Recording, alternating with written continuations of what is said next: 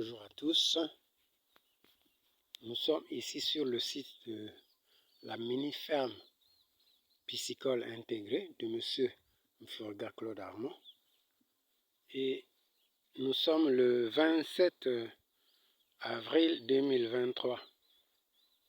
Le 10 mars, il y a de cela donc 48 jours, j'avais tourné une petite vidéo là qui montrait le début des travaux du jardinage ici. Voici aujourd'hui le gombo qui avait, je crois, 3 feuilles dans le temps. Voici comment il se présente. Et la baselle gluante qui était à 2 feuilles, qui avait 2 feuilles, les feuilles de germination. Voici maintenant comment elle se présente. Prêt à être récoltée. 48 jours à peine. Vous voyez donc le travail qui se fait ici. Nous avons déjà mis le gombo en terre. Nous avons quelques pieds ici. Ces pieds-là ont commencé même à produire. Je vais rapprocher la caméra pour voir comment le gombo là. Voilà. Ça c'est un pied qui a à peine 15 cm de hauteur, mais qui a déjà commencé à produire. Vous voyez le travail de la terre. Ceux qui n'aiment pas s'attacher à la terre, voyez comment est le gombo là. 48 jours après le semis. Voilà. Je vais montrer ici les planches de tomates que nous avons effectuées. Nous avons déjà fait le repiquage. Nous avons ici une planche qui a reçu 160 pieds de tomates. 160 pieds de tomates. À côté, il y a 3 lignes entre les cannes à sucre, comme vous l'apercevez. Et là-bas, il y a près de 42 pieds de tomates. Ici, nous avons une planche qui a près de 80 pieds de tomates. Voici le travail qui a été déjà fait. Donc nous totalisons en fait 408 pieds de tomates qu'on a déjà repiqués. Et nous n'avons pas réussi. L'épinard, vous voyez le pied d'épinard qui a réussi, le seul pied. Les autres là sont rabougris, bon on n'a pas compris. On dirait que c'est la qualité de la semence aussi, parce que là, quand on a repiqué le reste de la semence, les résultats ne sont pas intéressants. Vous voyez, ça c'est une planche où on a repiqué. Ça c'est, voilà, les 3 grains d'épinards qui ont germé quand même. Sur toute une planche, on compte à peine quelques pieds, quelques grains qui ont germé. Donc, ça doit être un défaut provenant de la semence. Nous avons repiqué quelques amarantes ici. Les amarantes aussi en pépinière n'avaient pas réussi. Et quelques pieds de morel. Voilà. Le travail qui a été effectué. Nous sommes en train d'évoluer. Au fur et à mesure, nous faisons ce qu'on peut faire. Ici, nous avons pu déjà faire quelque chose au niveau du remblayage, du couloir qui va dégager l'eau des bassins. Ici, là, nous avons déjà remblayé un bassin qu'on a damé même.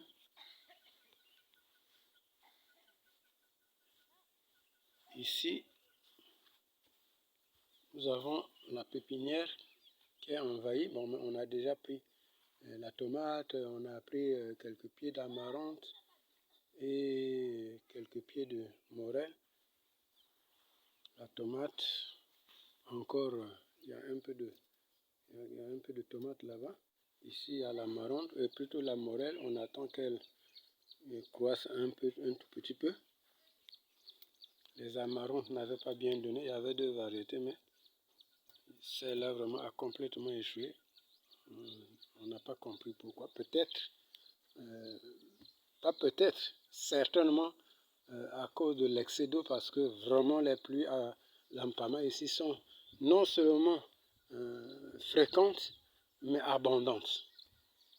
À telle enseigne qu'il est difficile à une variété. Même la tomate là, on a choisi les variétés locales, puisque les variétés améliorées telles que le Ninja ne peuvent pas supporter la fréquence et l'abondance des pluies d'ici.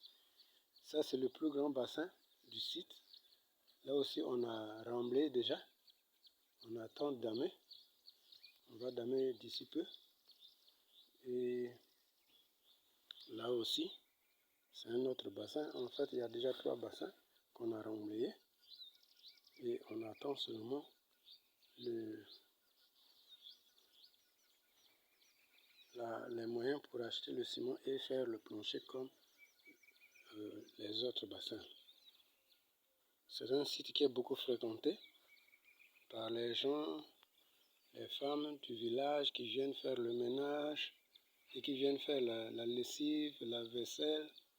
Un exemple ici, une femme qui revient du ruisseau à côté là pour laver les habits, et là elle repart à la maison.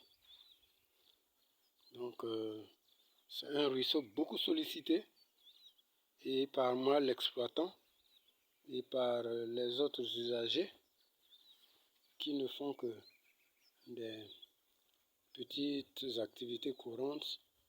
Mais les enfants aussi viennent souvent pêcher le poisson qui est dans les bassins là, et plutôt dans les étangs là. Ça, c'est le bassin qu'on a déjà rempli pour voir un peu son comportement. Bon, mais d'ici là, plus précisément le 6 mai, on entend mettre 1500 à levain ici. Ça, c'est le bassin qui avait eu le coup, avait subi un coup, parce qu'on l'avait rempli jusqu'au bord et la pression était tellement forte que le mur avait cédé. Donc il fallait qu'on reprenne la construction de ce mur qu'on vient de faire, et on entend la finaliser. Donc voilà un peu ce que nous sommes en train de faire ici à Lampama. On ne s'assoit pas, on ne dort pas, on réfléchit, on cherche des solutions pour que cette activité soit menée correctement. Donc, nous venons de faire aussi le renforcement de... Ça, c'est l'étang qui a déjà les poissons, vous voyez. Si vous regardez bien, si vous observez bien, vous allez voir les nids des poissons. Ce sont les tilapias, exclusivement des tilapias qui sont ici. Et vous voyez comment l'eau est en mouvement. C'est le mouvement des poissons. Là, il y a des... Voilà, je vois un poisson là qui vient dans le nid avec sa femelle. Donc, ils sont là en train de protéger les œufs que la femelle a pondus. Vous entendez certainement le petit bruit. Voilà, je vois un autre ici. Si j'avais la possibilité d'approcher, voilà, j'approche.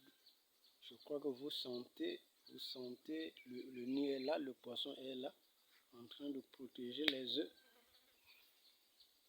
Voilà, mais je vais faire un mouvement pour qu'il fuit et que vous voyez le mouvement là. Ou bien je vais rapprocher de plus en plus.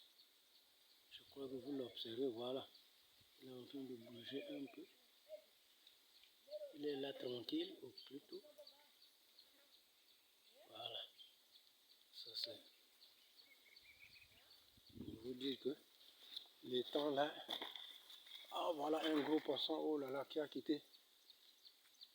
qui a quitté le nid parce qu'il m'a vu. Vous voyez,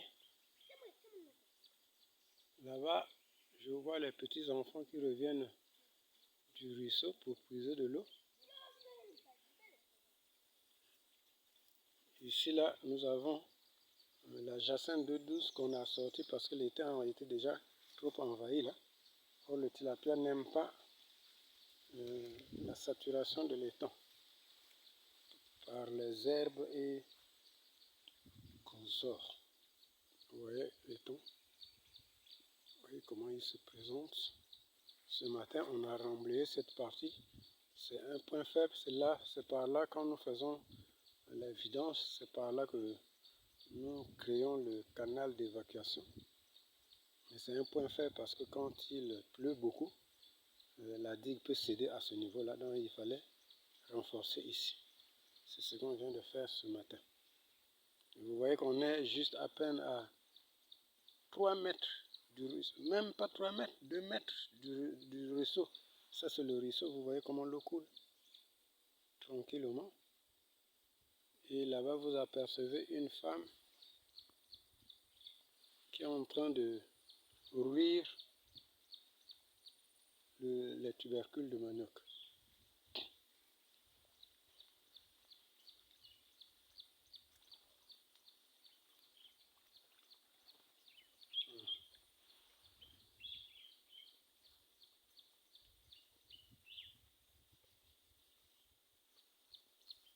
Maintenant, je vais devoir montrer les bananiers, l'évolution des bananiers. Vous voyez, après ici là c'est le bassin, après la réparation, on n'a pas encore fini. On a renforcé la ceinture.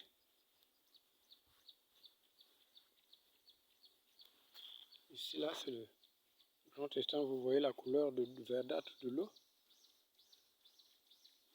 Et ici il y a déjà de gros poissons. Hier matin j'en ai vu 2 là-haut, j'étais vraiment émerveillé. Mais apparemment quand on regarde c'est comme s'il n'y a rien ici. Non, il y a bel et bien du poisson. Et ici il n'y a pas que les tilapias, il y a aussi les Claria gariepinus. Vous voyez, on a tout ici, même le caoutchouc.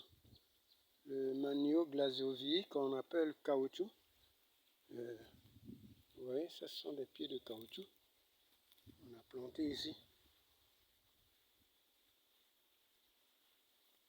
Ça c'est un pied d'amaranth local. Ça s'est raréfié, c'est cette variété d'amaranth tant appréciée par le consommateur parce qu'il y a une mouche blanche qui les attaque là et elle ne tarde pas à se désagréger à cause de cette attaque. Nous avons ici un des bananiers, 48 jours plus tôt, il était vraiment peut-être, il n'avait que 5